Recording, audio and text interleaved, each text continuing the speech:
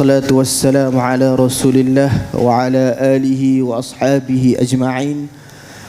Pertama dan selamanya, marilah sama-sama kita memanjatkan kesyukuran kita ke hadrat Allah Subhanahu wa taala kerana masih lagi mengizinkan kita untuk sama-sama berada, berkampung di perkampungan sunnah siri yang ke-8 pada hari yang kedua. Jadi alhamdulillah pagi ini tuan-tuan dan puan-puan, muslimin muslimat yang dirahmati Allah Subhanahu wa taala, kita mulakan pagi ini, pagi perkampungan sunnah siri ke-8 hari kedua ini dengan majlis ilmu, yang mana Nabi sallallahu alaihi wasallam bersabda, man salaka tariqan yaltamisu fihi ilman sahhalallahu lahu tariqan ilal jannah. Barang siapa yang menempuh satu perjalanan untuk menuntut ilmu di jalan Allah, maka Allah akan mudahkan jalan mereka untuk menuju ke syurga Allah. Jadi alhamdulillah pagi ini di perkampungan sunnah siri yang ke-8 ini kita tahu peserta-peserta mai daripada pelbagai negeri menempuh perjalanan semata-mata untuk menuntut ilmu di perkampungan sunnah siri ke-8 ini. Dan insya-Allah jihad ataupun usaha tuan-tuan dan puan-puan menempuh perjalanan menuju ke perkampungan sunnah siri ke-8 ini untuk menuntut ilmu, insya-Allah Allah akan mudahkan jalan kita semua untuk menuju ke syurga Allah. Jadi insya-Allah kuliah subuh kita pada hari ini akan disampaikan oleh Al-Fadil Ustaz Wan Syukri bin Wan Ismail Al-Fatani Al-Azhari. Beliau merupakan lepasan peringkat ijazah sarjana muda dan juga master di Universiti Al-Azhar Al-Syarif dalam jurusan ataupun bidang hadis Al-Syarif. Dan sekarang beliau bertugas di Madrasah Nasirus Sunnah Yala, Thailand. Jadi insya-Allah tajuk yang diberi pada pagi ini ialah amalan khurafat yang dianggap agama. Amalan khurafat yang dianggap sebagai agama. Jadi tajuk ini sangat menarik untuk dikupas, untuk diterangkan kepada masyarakat. Kerana apa? Kerana fenomena pada hari ini kebanyakan masyarakat masih lagi menganggap beberapa amalan-amalan khurafat disandarkan kepada agama, seolah-olah amalan khurafat tersebut datang daripada agama. Dan pagi ini insya-Allah Ustaz Wan Syukri Wan Ismail akan menjelaskan, menerangkan kepada kita tentang amalan-amalan khurafat yang sebenarnya bukan berasal daripada agama.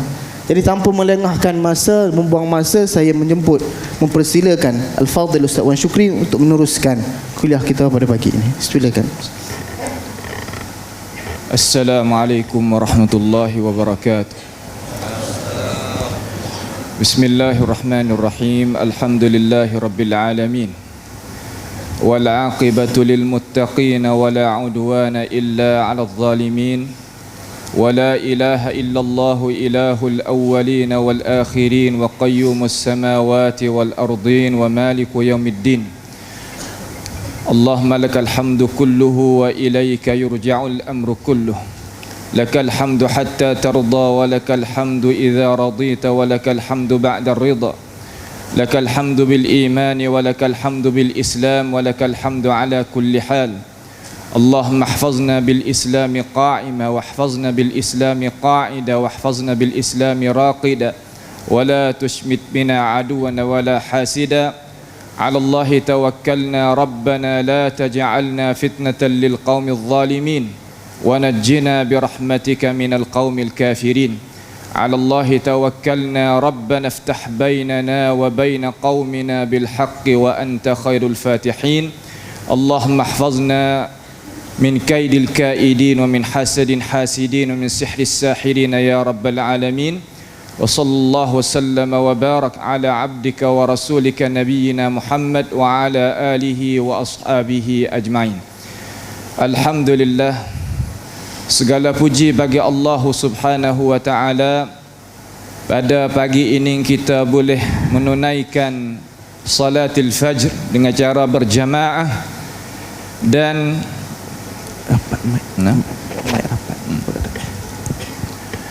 dan kita boleh sama-sama kita duduk pula di dalam masjid untuk sama-sama kita mendengar sedikit daripada kuliah subuh kita pada pagi ini, dan haraplah kita itu membersihkan hati supaya Allah Subhanahu wa taala mengkurniakan kepada kita daripada nikmat-nikmat dan kelebihan daripadanya.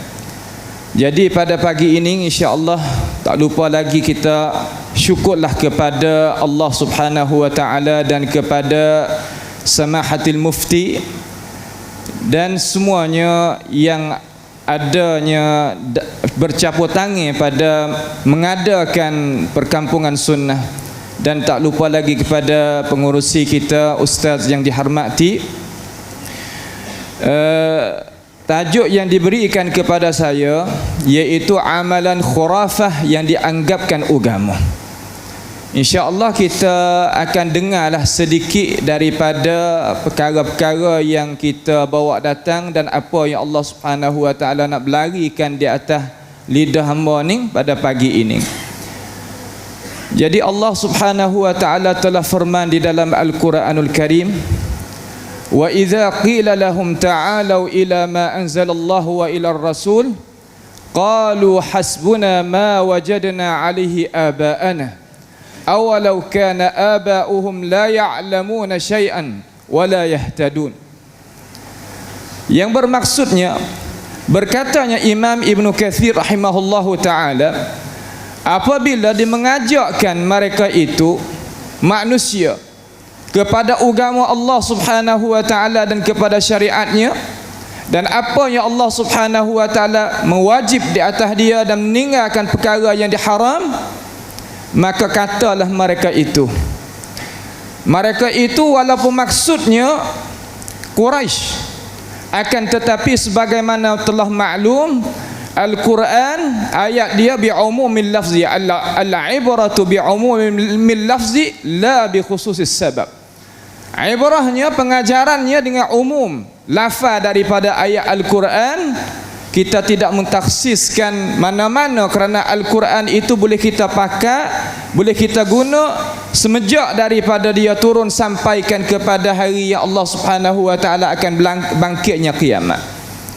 Jadi apabila dimengajakkan mereka itu kepada agama Allah Subhanahu wa taala dan apa yang Allah Subhanahu wa taala mewajibkan supaya meninggalkan apa-apa Tuhan haram, dia katakan, dia kata cukup pi dah apa yang ada di atasnya oleh tok nenek kita, orang yang jadi apa nama panggil ayah-ayah kita, daripada jalanan-jalanan dan cara mikir.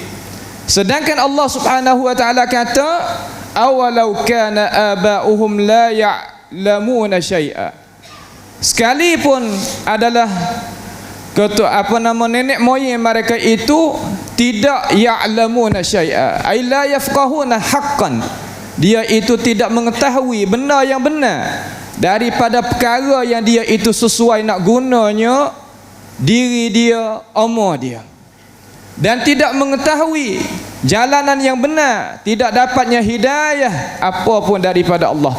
Bahkan dia itu semata-mata ikutnya perkara yang terasa di dalam akal fikiran dia dengan sengka sahaja, tidak benar. Maka daripada ayat inilah kita akan bertolaknya pahaman kita, kerana kata apakah sebabnya nak berlakunya khurafah, cara mikir oleh manusia ni bagaimana. Khurafah ni datang daripada cara mikir manusia yang kita ikut dengan cara buta dan tuli. Itu perkara yang Allah Subhanahu wa taala nak menghapuskan cara mikir itu apabila Tuhan ni waktunya Al-Quranul Karim. Beberapa ayat di dalam ayat Al-Quran Tuhan suruh kita itu menggunakan akal fikiran, kerana akal fikiran manusia ni kewajipan dia ataupun pekerjaan akal manusia, iaitu supaya memahami syarak. Bukannya akal manusia ni untuk kita mentunjukkan hajarkan syarak, itu bukan. Akal orang Islam ataupun akal orang yang beriman ataupun manusia yang sempurna dengan cara sempurna akal fikiran dia itu, iaitu dia gunakan akal untuk memahami syarak. Allah Subhanahu wa taala telah firman di dalam Al-Quran beberapa ayat, afala tatadabbarun afala ta'qilun dan sebagainya, supaya kita menggunakan akal fikiran, jangan sama sekali kita itu ikut-ikut dengan cara buta dan tuli. Kerana setiap mereka yang ikutnya ajaran dengan buta dan tuli, ia akan turut dengan perkara yang dia itu pergi dengan hawa nafsu, bukannya pergi dengan dengan alasan daripada Allah Subhanahu wa taala dan daripada Rasul sallallahu alaihi wasallam. Islam kita datang mari ni supaya nak menggerakkan akal fikiran kita dan nak mengangkatkan kejahilan daripada kita, supaya kita itu mentadabbur dan gunanya akal dan tiliknya pada kejadian Allah Subhanahu wa taala, dan menjauhkan kita daripada taklid nenek moyang kita dengan ketiadaan hujah. Boleh kita nak pakai nenek moyang kita tentang masalah urusan pakai hidup dalam urusan dunia, tak salah. Akan tetapi urusan agama, pastilah kita tadi itu kena gunanya wahyu daripada Allah Subhanahu wa taala dan Rasulnya sallallahu alaihi wasallam. Islam kita ni datang dengan manhaj jalanan ilmiah, ilmu pengetahuan yang sebagai cahaya untuk nak menggerakkan akal fikiran kita ni, pasti berhajat kepada cahaya daripada Allah Subhanahu wa taala. Ya ayuhan nas qad ja'akum burhanum min rabbikum wa anzalna ilaikum nuran mubina. Wahai manusia, telah datang kepada kamu keterangan daripada Allah sebagai Tuhan bagi kita, dan cahaya daripada Allah Subhanahu wa taala, supaya dengan cahaya Allah itulah mempancarkan cara mikir kita, mikir dengan cara cermelang.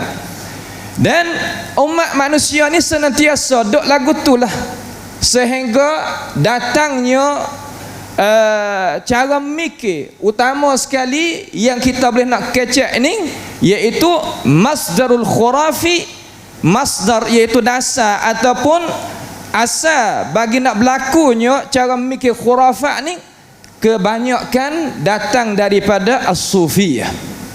Walaupun kita sebagai umat Islam tidak menolak dengan cara 100% sufiyah, kerana sufiyah ni terbagi kepada dua yang sebenarnya.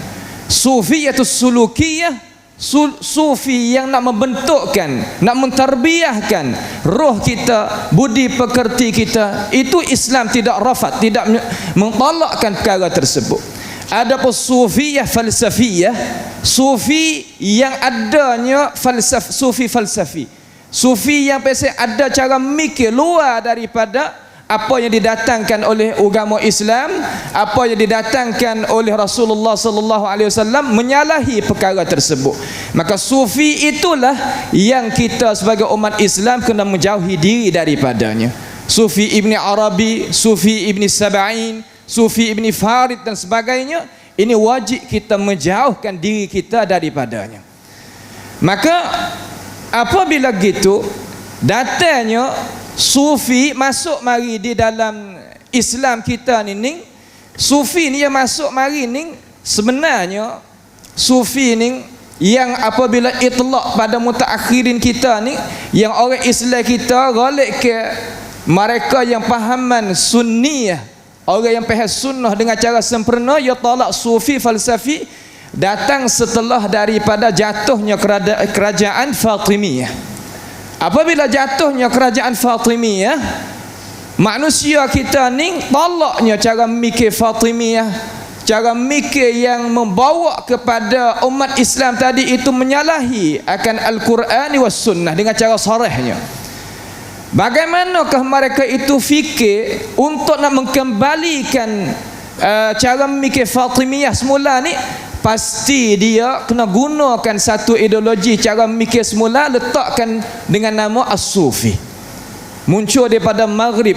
Banyaklah di kalangan tokoh-tokoh mereka yang ada di Maghribi pada itu zaman, dia tak diterima, manusia tak akan boleh terima sama sekali cara-cara memikir Fatimiyah. Orang Islam tahu kata tujuan kerajaan Fatimiyah apa yang dia itu mau. Lalu dia memikir nak buat lagu mana, nak naik semula cara memikir dia kena ambilnya kalimah Sufiyah ni untuk nak mendekatkan hati manusia, jiwa manusia, cara memikir manusia, supaya manusia itu koha-koha terima cara memikir Fatimiyah kembali semula.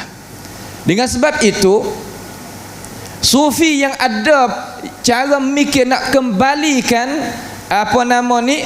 kerajaan Fatimiyah semula ni, dia mari dalam rupa bentuk nak membeza di antara syariat Islam dengan ruhul Islam.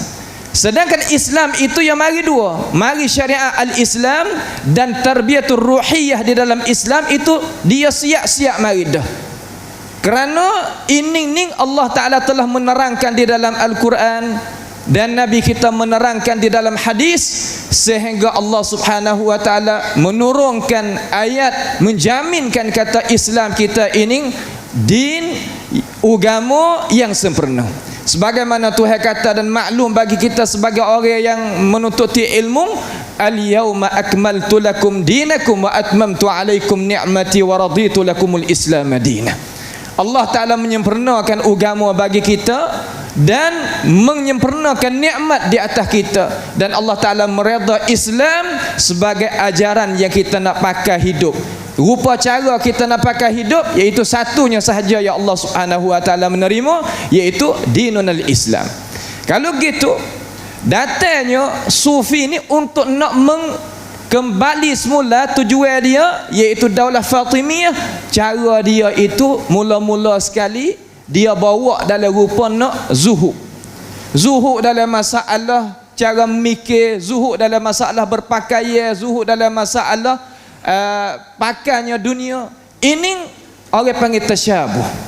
Tasyabuh makna lagu mana? Mana ada kesamaran. Sebenarnya Islam kita ni ada zuhud dah dalam Islam. Az-zuhadul awail, orang zuhud pada awal-awal qurun salafus salih, bukan sikit. Sebagai sebutnya Abu Nuaim Al-Asfahani di dalam kitab Hilyatul Awliya dan lain-lain daripadanya. Akan tetapi yang jadi muskilahnya iaitu Sufiyah falsafiyah. Sufiyah falsafiyah hari ini dia ada gerakan yang banyak. Gerakan yang dia itu bukan biasa lah. Terutama di Nusantara kita ni, dia masuk dengan cara berkuat-kuat sekarang. InsyaAllah kita akan masuk bab dia sebentar lagi insyaAllah. Jadi umat Islam apabila marinya Sufiyah ni membawa pada akal manusia itu jadi khurafah. Kenapa? Kerana mereka ini nak menghidupkan Sufiyah falsafiyah. Sufiyah falsafiyah ni ia bawa datang beberapa khurafat yang banyak. Perkara-perkara yang jadi khuza'balat, benda-benda yang jadi sapah dalam cara memikir, khayalat, benda khayalan sahaja, bukan benda waqi'i, bukan benda yang sungguh, yang kita sebagai umat Islam tadi itu kena berjinjak di atasnya. Apabila gitu, Sufi ni apabila ia mari dalam rupa yang nak mencemarkan umat Islam. Masa saya duduk mengaji di Azhar ni, salah seorang daripada tokoh ulama Al-Azhar yang masyhur iaitu Syekh Muhammad Abduh. Syekh Muhammad Abduh ni salah satu daripada mujaddid yang ada pada zamannya. Dia kata, cuba kita perhati, tengok dengan mata hati dan akal fikiran yang waras, kemanakah sampainya umat Islam? Umat Islam kita ni sampai ke mana? Mereka bawakan agama Islam ni dalam rupa yang kata dia nak bawa Sufi ni, bawa sampai ke mana? sehingga bawa akhir sekali sampai kepada mentakzimkan akan kubur-kubur dan binanya kubur-kubur. Hakikat sebenarnya sufi falsafi ni bukan kot lain. Kalau kita pergi di Mesir, ramai saya yakin kata orang dalam Nusantara kita, terutama dalam negeri Malaysia kita ni, banyak belajar di Mas. Boleh kita tengok kubur-kubur yang dia itu bina supaya jadi tempat menazar, tempat doa, tempat menajak, lain daripada apa yang disyarakkan mari dalam agama kita.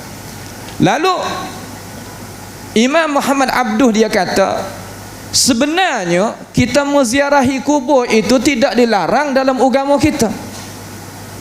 Sebagaimana kita telah maklum, kata Nabi kita Muhammad sallallahu alaihi wasallam sabda kata, kuntu nahaitukum an ziyaratil kubur fazuruha fa innaha tuzakkirukumul maut.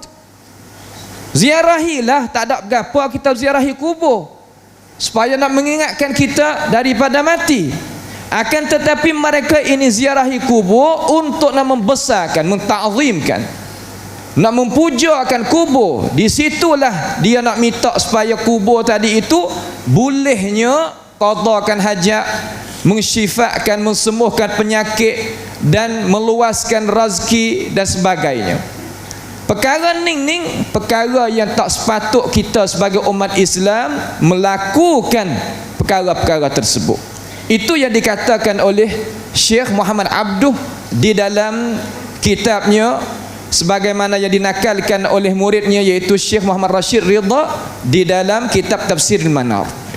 Juga Ibnu Badis, salah seorang daripada tokoh ulama al-Islam, dia kata kuasanya Sufiyah tadi itu boleh menguasai cara memikir umat Islam, terutamanya umat Islam yang ada di Maghribi pada itu masa, sehingga menjadikan tempat-tempat yang puja lain daripada Allah Subhanahu wa taala pada zaman dia itu sampai 340 tempat semua. 340 tempat ni tempat yang dipuja, tempat yang diseru lain daripada Allah Subhanahu wa taala.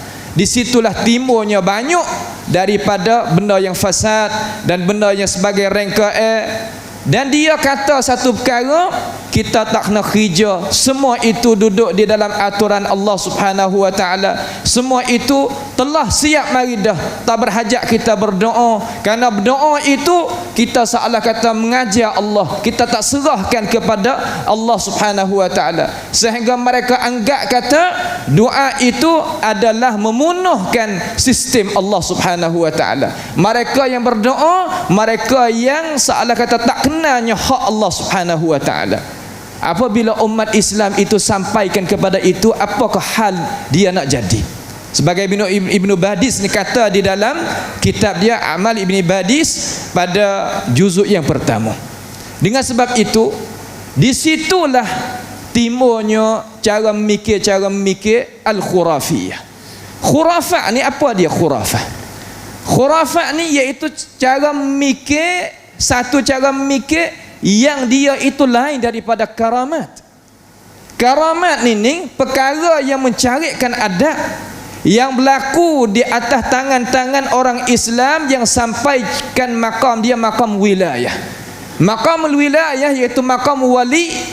Ada dua perkara yang Islam itu ataupun agama kita mengasaskan, iaitu at-taqwa dan al-iman. Ala inna awliya Allahi la khawfun alaihim wa lahum yahzanun allazina amanu wa kanu yattaqun. Nak jadi wali tak payah, pasti kena ada iman dengan Allah Subhanahu wa taala dan dia itu bertakwa kepada Allah. Adapun wali yang mereka itu dakwah, terkadang la yusalli la jama'atan wala jum'ah, terkadang tak semaya jemaah, tak semaya jumaat, dan berbagai-bagainya daripada rupa-rupa yang kita senantiasa dengar daripada mulut-mulut mereka yang dakwanya sufi. Apabila umat Islam itu sapa di situ, muncullah sebanyak khurafah masuk di dalam ummah. Khurafat ni perkara yang berlaku di atas tangan orang, perkara berlaku dalam cara mikir manusia. Faham kata karamat, faham kata benda yang tak berasas di atas Alkitab was sunnah dan tak berasas di atas iman dan takwa, benda yang pelik itu adalah karamat juga. Sebenarnya itu bukan karamat, bahkan dia adalah al-istidraj, bukan karamat, perkara yang Allah Ta'ala nak hasukkan kepada dia, tetapi dia pegang kata itulah karamat. Di sini kita sebagai umat Islam, kalaulah tak boleh nak buat beza di situ, kita akan lemas di dalam cara-cara sebaran ilmu-ilmu mereka yang kuatnya pada zaman yang kita ada. Apabila umat Islam kita tu ada sebagai yang kita sebut tadi, jadi umat Islam jadi syalal, jadi berhenti daripada tamadun, berhenti daripada kemajuan, berhenti daripada Islam yang sebenar tadi itu nak boleh menguasai manusia, jadi berhenti habis. Inilah tujuan yang besar sekali bagi musuh Allah Subhanahu wa taala, yang dia kalau kita tengok masa sekarang lalan ini, sampai ke orang barat sendiri pun sokong cara mikir ni, sebab dia tahu dengan cara yakin apabila naiknya manhaj ini, nasya umat Islam kita akan berhenti daripada kemajuan dan kekuatan. Perkara yang amba nak bawa data di sini ni, perkara yang jadi sebab-sebab yang orang tadi itu nak pegangnya yang jadi khurafah. Sebab-sebab yang nak jadi seorang itu khurafi, ada beberapa sebab yang kita akan sebut. Apabila kita mengajinya asbab, kita ukur tengoklah yang lain daripada ni, kalau tak betul ataupun masuk di dalam qawaid yang kita bawa data di sini, maka itu kita cek kata adalah khurafah. Kalau kita nak bila khurafah ni bila tak habis. Dalam Fatani cara dia khurafah pesing, ada umpama dia, ada contoh-contoh dia, perkara-perkara dia. Dalam Malaysia ni banyak mana, dalam Indonesia banyak mana.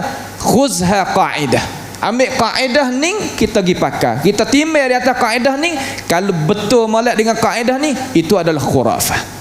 Pertama sekali iaitu menjadikan sumber nak mengeluarkan hukum, iaitu ar-ru'yah wal manamat.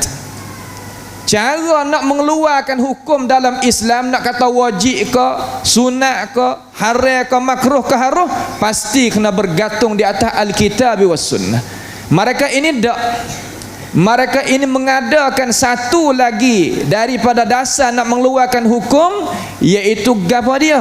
Iaitu mimpi. Mimpi ni dia akan menjadikan satu dasar bagi mereka yang nak mengetahuikan hukum hakam. Dan terkadang bukan sekadar mimpi, dia membawakan kita kepada mana? Membawakan kepada kita ni iaitu yaqadzah, jumpa dengan Nabi hidup-hidup. Ini perkara yang salbiyat, benda yang jadi salbi dalam agama kita. Di sini ni apabila kita dengar, tak kira kisah mana-mana, terutama kalau kita baca di dalam kitab ini, iaitu kitab Tabaqat Al-Kubra bagi Syekh Asy-Sya'rani. Salah satu lagi daripada kitab Jami' Karamatil Awliya, Jami' Karamatil Awliya bagi Syekh Yusuf Nabahani. Dan lain-lain lagi kitab dua ni yang amba bawa data di sini ni sebagai dasar bagi orang sufi semua ni, yang rujuk klik kepada dua kitab ni tentang masalah royaknya kisah-kisah, hikayat-hikayat, perkara yang dia i'tikad kata karamat sebenarnya adalah khurafah. Binanya mereka itu di atas mimpi, di atas hawatif, berhubung direct dengan Allah Subhanahu wa ta'ala. Benda ni kita boleh tengok di dalam kitab ni beberapa tempat, beberapa orang yang Syekh Sya'rani itu menterjemahkan tokoh-tokoh mereka. Dengan sebab itu, apabila kita sebagai umat Islam masuk di dalam kitab sufi mana-mana, sekarang banyak kitab-kitab mereka tersebar di negeri Arab setelah daripada kejatuhannya kekuatan ulama' sahwah, ulama yang menggerakkan akal fikiran manusia, mereka itu jatuh. Salah kata kalah bab politik, naiknya sufiyah, tak kira di Mesir, tak kira di mana-mana tempat, dia bawakan kitab-kitab dia sebar di dalam alam Islam ini bukan sikit, banyak. Dengan sebab itu kita sebagai orang Islam, sebagai pelajar terutamanya, kena ambil penting dengan ini masalah. Kerana apabila kita memikir salah, membawakan kepada pegangan kita pun salah, akal fikiran kita faham pun salah, amalan kita pun akan jadi salah. Dengan sebab itu, kita sebagai umat Islam jaga, biarkan molek supaya benda ini tak jadinya satu penyakit yang nak menghempuskan atau memadamkan kekuatan umat Islam seterusnya. Itu satu daripadanya. Yang kedua, dengan cara ringkasnya, iaitu al-ghulu fil ashkhas. Hal ini besar. Secara mikir khurafat ni, mereka itu melampau tentang masalah seorang tokoh-tokoh dia. Setiap mereka yang dia agak jadi wali ataupun tokoh mereka angkatnya manusia ni lebih ataupun bersifat dengan sifat al-uluhiyah. Orang yang dianggapkan oleh orang sufi ni sebagai wali, dia tadi itu kuasa mengatakan kepada satu perkara kun fayakun. Kita sebagai umat Islam mengajilah tinggi langit mana pun, tak kuasa sama sekali nak kata pada satu perkara kun fayakun. Akan tetapi i'tiqad as-sufiyah terhadap wali dia, terhadap guru dia kata kun fayakun. Guru aku ni kuasa nak kata pada satu muka jadi, maka jadi. Ini sarah di dalam kitab-kitab mereka dan di atas lidah-lidah ulama mereka. Cuba kita kira tengok, kalaulah umat manusia tadi itu percaya kepada perkara tersebut, bagaimana umat nak jadi? Dengan sebab itu sufi ni bukan perkara yang tak bahaya dalam agama. Cuma kita fokus pada sufi falsafi yang ada sekarang lalan ni. Banyak ke sufi falsafi. Hingga Syekh Buti sendiri, walaupun dia itu daripada madrasah sufi, dia kata kalau ada sufi yang sebenar, aku hari ni aku sendiri nak jadi anak murid dia. Tapi tak didapati sufi yang sebenar. Pada zaman yang dia itu ada, masa yang dia itu ada, ia berkata dengan itu perkataan. Dia i'tiqad pada wali dia ni bukan sekadar kata kun fayakun, hak tu kita kata berat dah. Yang kedua, kuasa nak mengetahui apa yang ada dalam dada kita. Daripada hati kita mikir lagu mana, telitasan hati gapo, semua dia tadi itu kuasa. Wali itu kuasa. Sedangkan Allah Subhanahu wa taala kata innahu alimun bidzati as-sudur. Tapi di sisi dia, ia i'tiqad kata wali tadi itu boleh mengetahui apa yang ada di dalam dada-dada dia. Dan juga dia i'tiqad kata sufi, guru dia, wali dia ni boleh memberikan rezeki, boleh berikan anak, boleh mengampunkan dosa, dan boleh buat sebagai bagaimana, boleh qadakan hajat dia. Sebab itulah apabila dia i'tiqad lagu ni, maka sufi ni ia i'tiqad pada wali dia ni masa hidup tak berapa mana. Sebab dia kira apabila masa hidup ni roh al-qudsiyah tadi itu ada dalam jasad yang penuh dengan najis, dia kata. Bilakah roh tadi itu nak jadi muqaddasah? Lepas daripada wali itu ke bumi, maka Tuhan kembalikan roh tadi itu kepada kubur dia, maka situlah wali akan angkatnya pangkat dia, naiknya pangkat dia kepada pangkat yang tinggi. Dengan sebab itu, tiap-tiap sufi ni apabila dia i'tiqad lagu tu, sufi munharif ni, dia akan pergikan kepada kubur wali-wali dia, dia akan minta wali dia itu, beri wali dia itu qadakan hajat-hajat dia, sebagaimana kita itu telah maklum. Ini umat Islam jangan faham sama sekali kata orang yang telah mati boleh mengqadakan hajat, boleh menunaikan hajat kita. Tidak, tak boleh sama sekali. Apa? Kerana dia telah putuskan amalan dia, telah putusnya perhubungnya dia, pertolongnya dia nak tolong, hatta diri dia pun nak tolong tak boleh, apatah lagi daripada orang-orang yang lain. Dan wali di sisi dia kuasa menghubungkan direct dengan Allah Subhanahu wa taala dan Rasul. Sebab itulah kita dengar daripada mulut-mulut mereka kata apabila hadis mana-mana yang kita itu sebut di atas lidah kita, nak tahunya kata sah ataupun tidak, tanya Nabi direct, dia kata. Ada di dalam kitab-kitab mereka yang kita tak sempat nak baca, tapi masadir ada di tangan. Dia tak payah mengaji kitab mustalahil hadis, tak payah mengaji kitab al-jarh wa ta'dil, ilalil hadis, tak payah. Sekadar ia tanya akan Nabi Muhammad sallallahu alaihi wasallam, hadis ni darajat mana. Sebab itulah kita tengok di dalam kitab Sufiyah ni penuh dengan hadis-hadis yang dihukumkan oleh ulama ummah kata hadis palsu. Tapi di sisi mereka adalah a'la hadis sahih, setinggi-tinggi hadis yang sabit daripada baginda Nabi kita Muhammad sallallahu alaihi wasallam. Dengan sebab itu cara mikir mereka fi wadin, duduk satu pada satu. Cara mikir umat Islam duduk pada satu. Bagaimana kita itu nak menyatukan kalaulah umat Islam itu berbelah cara mikir tersebut. Tak payah dia kata kita nak mengaji banyak-banyak. Semua tadi itu sekadar kita berhubung direct dengan Allah Subhanahu wa taala, kita akan hasilnya ilmu-ilmu direct daripada Tuhan. Sebab itulah mereka yang dia dakwa kata dia siapa maqamil ma'rifah, hak ni tak payah mengaji, dia kata. Ngaji tak nanti banyak. Apabila kita siapa maqamil ma'rifah, kita tanya Allah Subhanahu wa taala direct. Sekalipun perkara itu dia menyalahi dengan syariat Islam, menyalahi dengan hukum hakam jadi bawa datang oleh ulama ummah, sekalipun gitu kita sebagai murid pasti kita kena yakin kata benda itu adalah al-haq. Ini adalah perkara yang terlekat di dalam otak manusia daripada khurafah yang i'tiqad ghulu, melampau tentang wali-wali yang dia anggap kata wali. Kita kena letak masalah ni jadi molek. Kemudian seterusnya perkara-perkara tadi itu dia bersandarkan kepada ayat Al-Quran juga.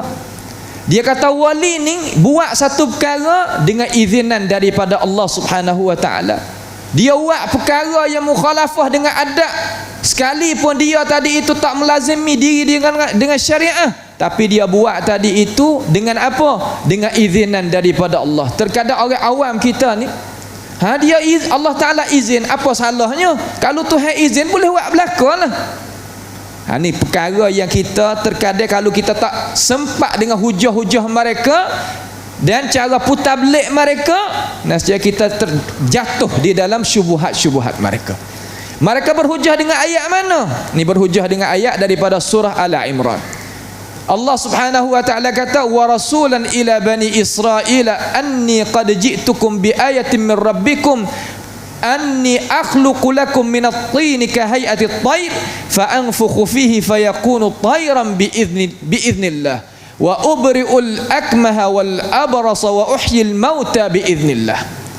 Dia ambil ayat ni, ayat yang Nabi Isa alaihi salam dia kata aku ni boleh perobat manusia dengan izinan Allah, boleh menghidupkan benda yang mati supaya ia hidup semula dengan izinan Allah Subhanahu wa taala. Daripada ayat ni lah kata wali kita ni dia buat satu perkara dengan izinan Allah taala. Ini ada dalam Al-Quran.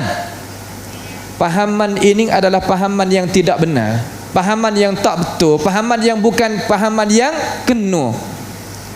Ayat ni kita nak qiyas dengan wali tak boleh. Kenapa? Kerana ayat ni sakut paut dengan mukjizat. Mukjizat ni perkara yang Allah Ta'ala berikan kepada Rasul dia khusus. Nak pergi qiyas tak boleh dengan yang lain. Adapun wali ni tak sampai makam ini. Bagaimanakah Allah Subhanahu wa Ta'ala nak mengizinkan kepada wali sedangkan Allah Ta'ala larangkan manusia daripada perbuatan itu? Allah Ta'ala ni larang kita supaya kita tak melampaui diri kita terhadap orang yang lain daripada Nabi dan daripada Rasul. Sekalipun Nabi dan Rasul kita nak melampau tak boleh. Apabila Allah Ta'ala larang satu tempat di sini, Tuhan lagi suruh pula satu tempat pada tempat yang lain. Ini panggil qiyasun fasid. Qiyas tak betul. Ambil ayat ning gi ukur dengan wali. Ayat ni ayat mukjizat, tak kena mengena dengan wali. Walaupun karamat tak sampai pangkat mukjizat, sebab karamat ni dia tidak tidak tahadda dengan dia. Tidak dicabarkan dengan dia. Orang kuasa, orang lain, wali lain, orang soleh lain boleh wari, boleh bawa datang juga karamat. Akan tetapi mukjizat khusus bagi Rasul sahaja. Ayat ni tak kena mengena dengan fahaman sufi. Kalau kita baca semua kitab sufi, galik ke apabila guru dia buat perkara-perkara yang mukhalafah dengan syarak dan sebagainya, dia kata dengan izin Allah Ta'ala. Kita pergi di kubur mitanya supaya tok wali kita ni menunaikan hajat kita, dia kata dengan izinan Allah. Dia keluar tubik pada kubur menunaikan hajat kita dengan izinan Allah. Ini bukan nak pergi bubuh izinan Allah tadi itu, nak tutupnya kita nak membuatkan perkara-perkara yang jadi khurafah dan menyungutu Allah Ta'ala, tidak boleh. Izinan Allah Ta'ala kepada ya Allah Subhanahu Wa Ta'ala itu redha dengan iradatun syar'iyyah, kehendak Allah Subhanahu Wa Ta'ala yang muwafaqah dengan syarak yang dibawa datang oleh Nabi kita Muhammad sallallahu alaihi wasallam. Seterusnya daripada perkara-perkara yang kita boleh tengok, perkara ni kalaulah kita baca di dalam kitab seorang tokoh ulama sufi nama Ahmad Siddiq Al-Ghumari, dalam kitab Nawadir dia, tak kala dia terjemahkan seorang namanya Fadluddin radhiyallahu anhu belaka. Dia kata lagu mana? Dia kata seorang guru hamba ni kata mengetahui semua orang nak masuk syurga sekadar dia tengok di muka sahaja. Pegangnya dia kata guru kami ni sekadar tengok di muka orang ia tahu kata dia mung ni daripada ahli syurga ke, mung ni daripada ahli neraka. Kalaulah kita sebagai umat Islam nak pergi bicara ataupun nak dakwahnya orang faham dengan faham tu kita tak jauh sangat. Kenapa? Kerana pahaman dia satu lagi, bukan pahaman serupa dengan orang Islam biasa. Pahaman yang luar daripada apa yang dibawa datang oleh Nabi kita Muhammad sallallahu alaihi wasallam. Adakah Abu Bakar, Umar, Uthman, Ali, Imam Abi Hanifah, Imam Malik, Imam Syafi'i, Imam Ahmad dan Imam Junaid Al-Baghdadi sendiri daripada tokoh ulama sufi dakwa perkara berikut? Hasya, tidak ada sama sekali. Akan tetapi mereka ini bukan sufi biasa, sufi falsafi yang nak bawakan kita itu kepada kemusnahan hidup dan kebinasaan dunia dan akhirat. Dengan sebab itu kita kena jaga biar molek daripada perkara-perkara ini. Dan seterusnya daripada perkara-perkara yang dia itu nak bawa datang, sebagaimana ada dalam kitab Tabaqat bagi Sya'rani ini juzuk kedua halaman 87, tak kala dia terjemahkan Syekh Abu Ali, Syekh Husain Abu Ali radhiyallahu anhu, dia kata lagu mana? Dia kata Syekh ni adalah orang pangkat tinggi di kalangan sufi. Apabila kita masuk satu kali jumpa dengan dia adalah rupanya rupa tentera. Masuk kali yang kedua nampak rupa sebagai rupa gajah. Masuk yang ketiga sebagai rupa budak. Masuk yang keempat sebagai rupanya binatang ni berwarna-warni, dia boleh buat rupa kita tengok. Maka perkara itulah yang diagakkan oleh orang awam daripada kalangan muslimin, kata benda ni adalah karamat. Sebenarnya benda itu bukan karamat, adalah khurafat yang ada di dalam cara memikir sufi yang nak yang mensebarkan cara memikir itu di dalam cara memikir umat manusia. Dengan sebab itu sebagai kesedihanlah apabila kita tadi itu tak mengetahui cara-cara perjalanan mereka. Dia kata apabila Datuk ni iaitu seorang ni Syekh Husain Ali radhiyallahu anhu ni pegangnya tanah akan jadi emas dan sebagainya. Kalaulah sebagaimana dia kata benda ni tidaklah ada pakai miskin lah pada zaman dia. Cuba kita gunakan akal fikiran. Umat Islam tadi itu dok mikir perkara-perkara yang jadi khurafat umpama ni, sebab tu kita kalah daripada musuh Allah. di Fatani rumah saya. Ramai daripada kalangan sufi ni dia i'tikad katakan guru kita ni daripada wali kita, dia kata sekadar dia tunjuk dengan tukar dia ni helikopter akan jatuh, kereta kebal ni akan terbalik gitu. Kalaulah ada lagu tu, sungguh umat Islam kita di sana tak duduk bawah kerajaan dia bukan Islam. Ini tapi kita tak mikir dengan cara mikir yang waras. Turuk seolah kata kena sihir seseorang. Sebab apa? Sebab tak gunanya cara mikir, tak gunanya akal fikiran yang Tuhan beri, ia tertutup. Berasa dia siqah. Manusia kita sebagai Imam Ibn Khaldun kata, kalau dia siqah kepada mana-mana, ia akan turut dengan cara buta dan tuli. Cuma manhajul islami as-salim, manhaj Islam yang sebenar ini, iaitu manhaj Islam yang kita duk jalan, iaitu manhajul Islam al-kitab was sunnah. Nak terima gapo-gapo, kita betang di atas al-kitab was sunnah dulu. Sebab itulah Imam Syafi'i rahimahullahu taala dia kata, la tusaddiq, jangan kita benar may yatir fil hawa wa may yamshi 'alal ma' wa 'alan nar. Jangan kita benar lagi orang kita nampak terbang atas udara boleh, berjalan atas air boleh, berjalan atas api boleh, hatta sehingga mana tuqarin a'malahu 'alal kitab was sunnah. Tengok dulu, kata tak dulu ukuran di atas Alkitab was sunnah, selarah molek ke tak? Gi boleh ke tak dengan Alkitab was sunnah? Kalau tidak, jangan kita benar. Itu tokoh-tokoh ulama kita. Akan tetapi perkara itu dibelakangkan oleh tokoh-tokoh sufi yang dia dakwa kata dia ni Syafi'i, yang dia dakwa kata dia Junaid. Apabila kita pergi tengok ajaran mereka dengan apa yang mereka itu mutaakhirin bawa ataupun muasirin, jauh berlainan, jauh sangat. Dengan sebab itu kita kena jaga daripada cara-cara memikir tersebut. Dan seterusnya perkara yang ketiga, iaitu perkara yang wajib kita kena pegang, kata satu tandaan yang kita kena perhati di dalam kitab-kitab sufi yang dia dakwa banyak sekali, iaitu dia dakwa kata benda ni adalah karamat. Apabila sebut karamat di dalam kitab sufi, wajib kita sebagai umat Islam tengok dulu selarah ke tak dengan Alkitab was sunnah. Sebab dia bagi manusia ni tubik pada dua. Mereka ini adalah zahiri, mereka ini adalah batin. Seolah kata ya ilmu dia ni dia bagi dua. Hak ni ilmu pasal syariat, ahli syariah. Adapun ini ahli haqiqah. Ahli syariah ni puak biasa awam. Seumpama kita ni ya kira tak awam belaka. Ya tak beri harga walaupun sikit pun. Bahkan dia kata mereka ini tak sampai maqamil ma'rifah, tak kenal lagi Tuhan.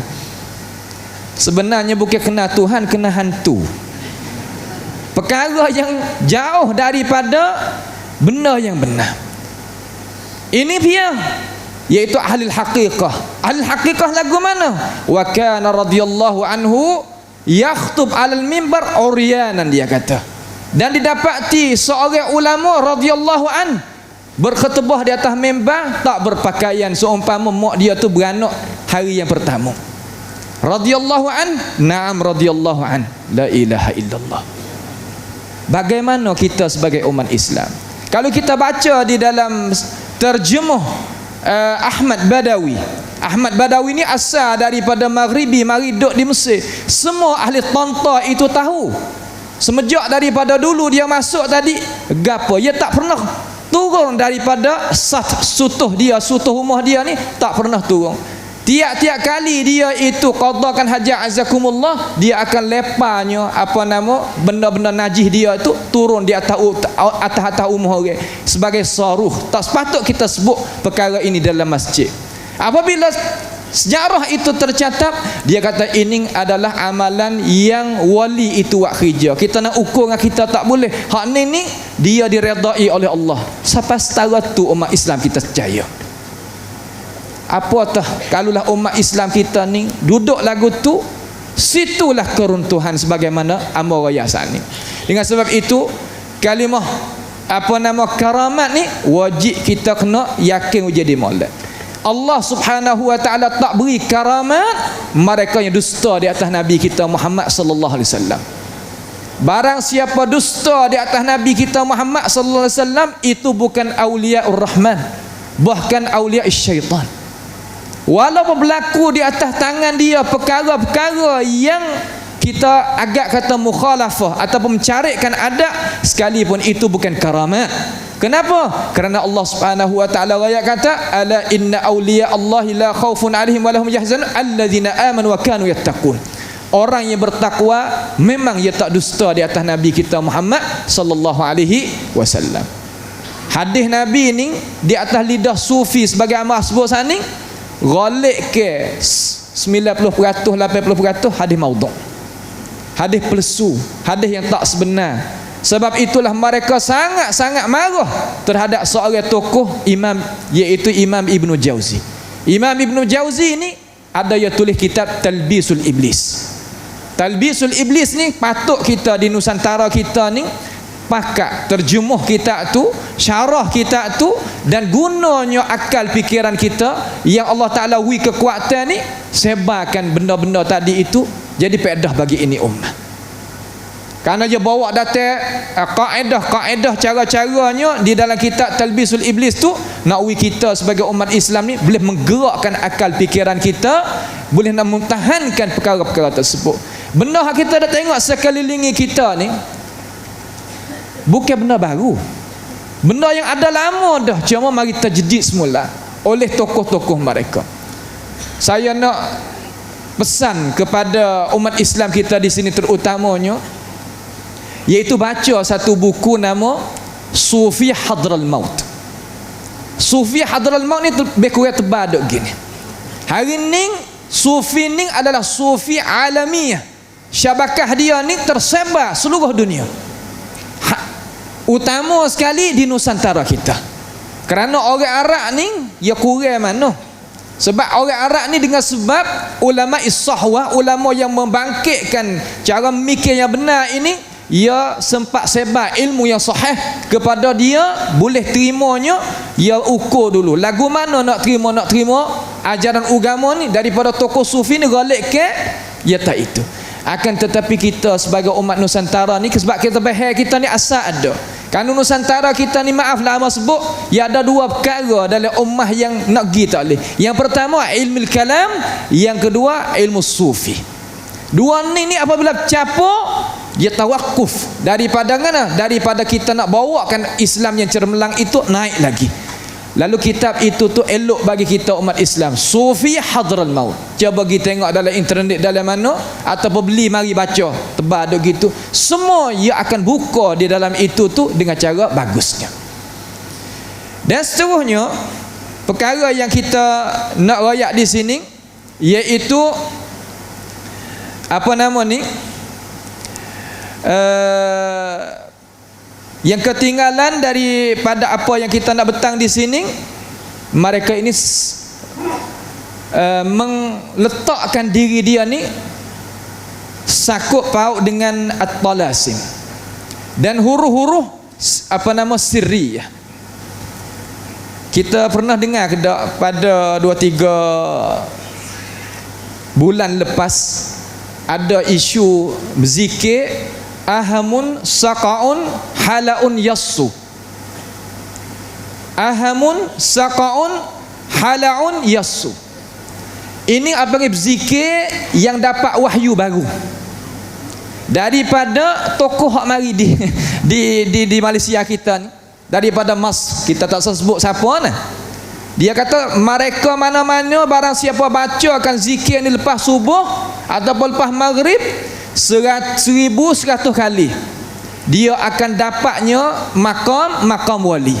Maka orang Jawi kita hak terima, orang Nusantara kita hak ramai orang Arab ni pakai bangun tubik tak dengar. Tapi orang kita ni berdoa, doa ahamun saqaun halaun yassu. Orang mari tanya kata, wahai syekh, apakah ni halaun saqaun apa ni yassu ni, apa dia? Hadhihi hiya kalimatun nuraniyah, ya kata. Ini adalah kalimah-kalimah zikir-zikir yang cahaya datang daripada Allah Ta'ala. Lalu orang tanya dia, Syekh ambil dana oleh kitab mana? Hak ni tak kena tanya. Tak jadi layak anak murid nak tanya kata guru ambil dana. Ia turun wahyu datang daripada Allah Taala. Soalan kata ilham, bukan wahyu, ilham datang daripada Allah Subhanahu wa taala. Terkadang kalaulah kita tengok zikir-zikir sufi, apa panggil auratus sufiyah, ia bawa data di dalam itu nama-nama jin. Nama-nama al-jan, jin. Banyak umpama di dalam aurat al-qadiriyah. Ya datang mari ya tahlus. Ya tahlus, apa makna tahlus? Dia kata ini adalah huruf nuraniyah. Kita sebagai orang Nusantara ni dak amal benda-benda lagu ni. Kemudian apabila amal benda lagu ni, cahaya daripada Allah Taala tak akan turun. Kita galik, kita tengok orang-orang amal umpama-umpama ni pelik-pelik lagu ni, kita tengok dia cahaya tak ada di wajah dia. Cahaya Allah Subhanahu Wa Taala hapus tu bik. Kalau kita tengok cahaya wujuh ahli sunnati wal jamaah, kita tengok di mana tempat pun dia akan ada cahaya. Adanya rupa dia, adanya seolah kata yang Nabi Muhammad sallallahu alaihi wasallam janji kata nak uji cahaya, dia ada cahaya. Kita nak terima gapo-gapo pasti. Kalau nak berzikir hak Nabi itu tak habis dah. Kalau kita tengok di dalam kitab Amalul Yaumi wal Lailah bagi Imam Ibn Sunni ataupun Imam An-Nasai, tebaduk begitu dan nak amal tak habis. Akan tetapi ajaran ini ni bukan ajaran yang dibawa oleh Nabi kita Muhammad sallallahu alaihi wasallam. Orang tanya ambil dana ni, mimpi. Ambil dana ni, Nabi mai raya. Ambil dana ni, jumpa dengan Nabi dan sebagainya. Itu masdar mereka. Tidak daripada yang lain. Kalau lidah Nusantara kecek lagu tu, lidah Arab lagu tu, lidah India berbalah tu juga, semua yang kecek kata ambil daripada Allah Subhanahu Wa Taala direct. Dengan sebab itu kita sebagai umat Islam pegang molek. Agama kita ada Alkitab, ada As-Sunnah. Adanya ulama ummah yang menerangkan akan Alkitab dan As-Sunnah. Yang akhir insya-Allah pada pagi ni, perkara yang jadi khurafah di dalam pegangan sufi, dia tadi itu tak berikan harga terhadap orang yang belajar menuntut ilmu agama. Orang menuntut ilmu agama ni dia tak ada harga. Sebab harga di sisi dia bukan menuntut ilmu agama. Harga di sisi dia kita kena khulwah. Duduk di dalam bilik, duduk di dalam gua dan sebagainya, akan dapatnya nur daripada Allah Subhanahu Wa Taala atas daripada kita mengaji, belajar hukum syarak melalui kitab-kitab yang mu'tabar daripada kitab-kitab ulama kita. Ini jelas di dalam kitab-kitab mereka, sehingga kitab-kitab Imam Ghazali pada setempat-setempat tu ada juga dia sebut dengan itu perkataan. Tapi walaupun begitu, Imam Ghazali ni afallahu anhu, kerana akhir hayat dia tulis kitab Iljamul Awam an Ilmil Kalam. Dia seolah kata kembali diri dia kepada mazhab salafus salih. Ulama-ulama tokoh ni, mauqif kita sebagai umat Islam, kita sebagai orang belajar, kita kena uzur kepada mereka yang telah meninggal. Adapun yang ada tu kita nak menaqasyah, iaitu afkar, cara memikir mereka, hak tu yang kita kena buang tubik. Nak munaqasyah dengan di atas afkar. Adapun diri kita serah kepada Allah Subhanahu Wa Taala. Itu adalah mauqif ahli sunnati wal jamaah. Mereka ini ia kata tak kena mengaji banyak. Kita terima daripada Allah Taala selalu, ambil daripada Rasulullah sallallahu alaihi wasallam selalu, ataupun ambil daripada Lauhil Mahfuz selalu.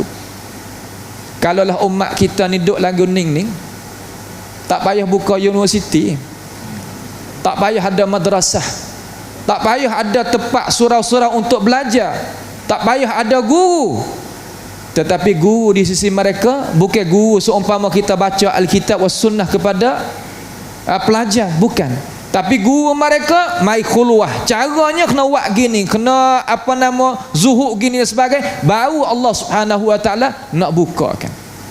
Semua ini ada di dalam kitab Tabaqat Al-Kubra bagi Syekh Asy-Sya'rani.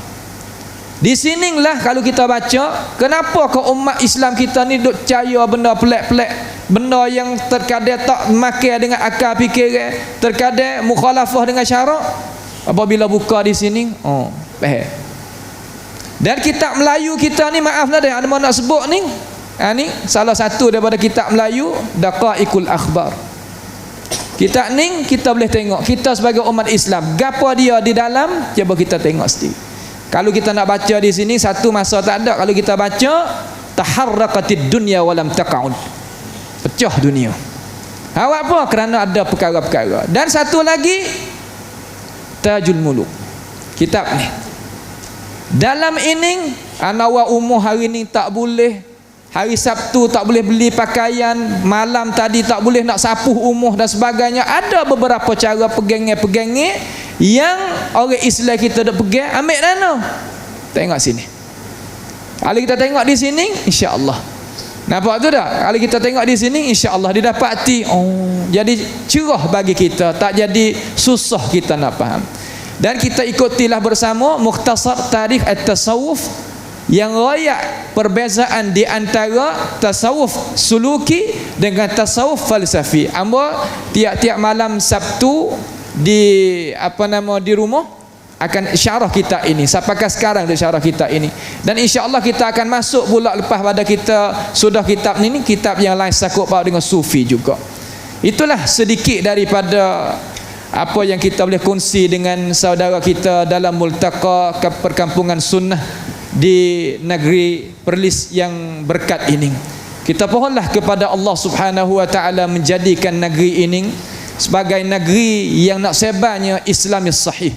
Minta Allah Subhanahu wa taala menguatkan syaukah ahli sunnati wal jamaah hingga hari ya Allah Subhanahu wa taala nak membangkitkan kiamat. Tetapkan negara ini, dan kita minta daripada Allah Subhanahu wa taala mensihatkan kita sebagai pendakwah semua untuk kita boleh sebarnya perkara-perkara ini kepada umat Islam, supaya umat Islam itu keluar tubik daripada cara memikir yang menyeleweng, afkaril munharifah.